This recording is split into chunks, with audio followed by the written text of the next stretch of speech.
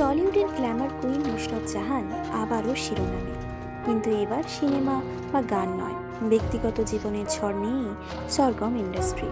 শোনা যাচ্ছে অভিনেত্রী জীবনের সবচেয়ে বড় সিদ্ধান্ত নিয়ে ফেলেছেন।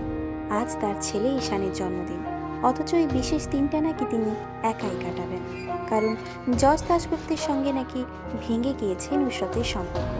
ইন্ডাস্ট্রির গুঞ্জন অনুযায়ী যশ নাকি তার প্রাক্তন প্রেমিকা তথা ম্যানেজারের সঙ্গে গত 5 বছর ধরে একই ফ্ল্যাটে থাকছিলেন।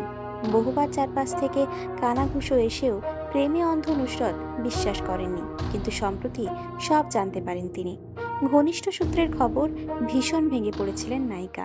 শেষমেশে সিদ্ধান্ত নেন যশের সঙ্গে আর একসাথে থাকবেন না। এই খবরে তোলপাড় গোটা টলিউড। এককালে নুসরত যশের কেমিস্ট্রি নিয়ে যেভাবে চর্চা হতো, এখন সেই সম্পর্ক নিয়ে তৈরি হচ্ছে সবচেয়ে বড় প্রশ্নচিহ্ন। যদিও সোশ্যাল মিডিয়ায় কখনো আনফলো, কখনো আবার লাইক, এই খুনসুটি এখনো চলছে তাদের মধ্যে। তবুও ঘনিষ্ঠ মহলের দাবি, এবার নুসরত ছেলের জন্মদিনটা সত্যি একাই পালন করবেন। অন্যদিকে তার আইটেম সং রক্তবীজ 2 ইতিমধ্যেই ঝড় তুলেছে সোশ্যালে। দর্শক প্রশংসা করছেন ঝড়ের গতিতে। কিন্তু যতই গান হিট হোক, ব্যক্তিগত জীবনের আঘাত সামলাতে সময় লাগবেই। আর এই আঘাতের নাম যশ দাশগুপ্ত।